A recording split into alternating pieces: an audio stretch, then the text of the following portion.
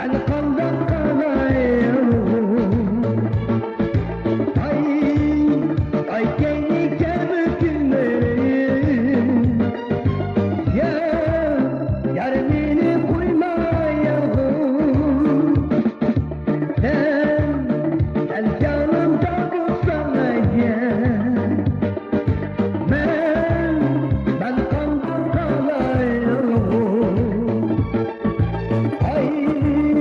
Ay kendi kemiklerim ya yarımını koymayalım.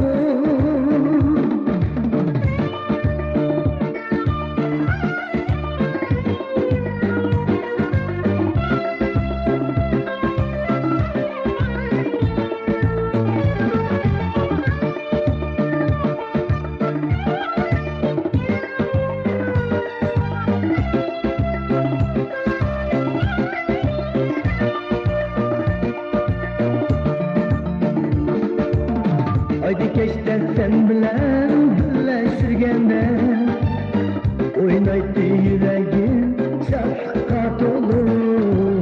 Hakim olup yürüme